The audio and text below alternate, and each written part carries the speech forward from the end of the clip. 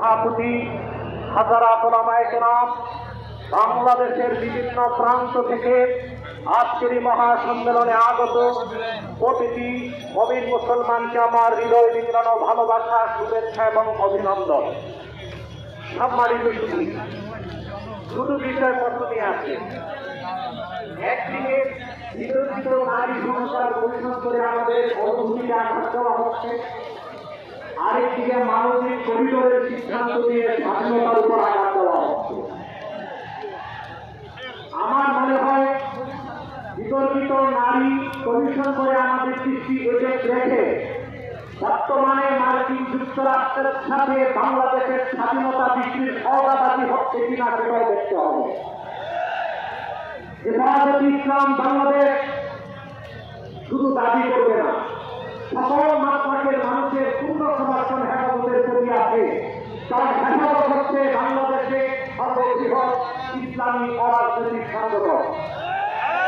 আজ আমি এই জনতার পক্ষ থেকে, বাংলাদেশের কোটি কোটি মুসলমানের পক্ষ থেকে হেফাজতের সম্মানিত আমিরের কাছে বলব, হেফাজত রাজনীতিতে যাবে না, কিন্তু রাজনীতি নিয়ন্ত্রণ করতে হবে।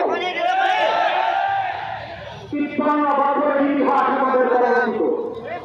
আর আমরা মাটির মাথায় আর মাথায় ছাত্রদের পবিত্র রক্তের পাহাড়ে তারা ক্ষমতায় যায়, আর ক্ষমতায় যে ইসলাম ও মুসলমানকে চ্যালেঞ্জ করে। এ শুধু দায় দেওয়া হবে না, অনতিবিলম্বে বিতর্কিত নারী কমিশনের সমস্ত প্রস্তাব বাতিল করলেই হবে না। যে নারী নামের হিজড়াগুলো দুঃসাহস করেছে, খ্রিস্টান কমিশনের আইনের আওতায় আনতে হবে। আরেকটি বিষয় হচ্ছে ডক্টর ইউনূসকে বক্তব্য পরিষ্কার করতে হবে। ১৬ বছর ভারতীয় আধিপত্যবাদের বিরুদ্ধে আমরা রক্ত দিয়েছি।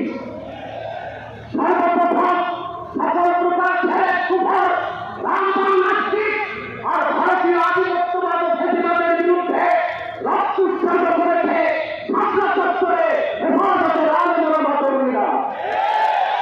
সেই আন্দোলনের আশুগিরিতে ৫ আগস্ট ছাত্র জনতা আগুন ধরিয়েছে। শুধু অতএব আলেম ওলামাকে বাদ দিয়ে কোনো সিদ্ধান্ত মেনে নেওয়া হবে না। ডক্টর ইউনূস সাহেব পরিষ্কার করুন, মানবিক করিডোরের নামে বাংলাদেশকে হিন্দু ফ্যাসিস্ট কাউন্সিলে দুঃখের দিকে ঠেলে দিবেন না। আমরা ভারতকে চেষ্টা করেছি, যদি আটলান্টিকের ওপর থেকে কেউ অগ্রসর করতে আসে, বাংলাদেশের প্রত্যেকটি মাদ্রাসাতে ক্যান্টনমেন্ট হবে। সেনাবাহিনীর সাথে কাঁধে কাঁধ মিলিয়ে মাদ্রাসার ছাত্ররা দেশকে ফেরাবে। আগ্রাসী শক্তিকে বলে দিচ্ছি, আমার দেশের সবুজ লাল পতাকার দিকে নিষ্কাশ করলে তার চোখ উপড়ে দেওয়া হবে। আমার বাংলার কোন এক ইঞ্চি মাটিতে আগ্রাসনের ধারণা থাকলে সেই ধারণা ভেঙে দেওয়া হবে। বিদায় আপনার ৩টি দাবি আমাদের পক্ষ থেকে রাষ্ট্রীয় আইন করতে হবে। Freedom of expression, freedom of speech. তার স্বাধীনতার নামে ইসলাম বিরোধিতা যেই করবে তাকে আইনের আওতায় আনতে হবে। আমার দেশে অসংখ্য আলেম ওলামা নিরীহ মানুষকে জঙ্গি তকমা দিয়ে কারাগারে রাখা হয়েছে।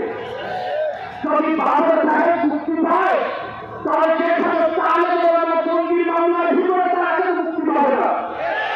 তাদের মুক্তির আগে সংস্কার নির্বাচন হতে হবে।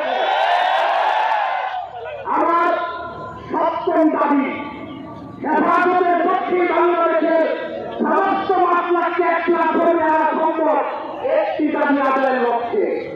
সেটা হচ্ছে বাংলাদেশে কাদিয়ানীদেরকে অবশ্যই মুসলিম ঘোষণা করতে হবে।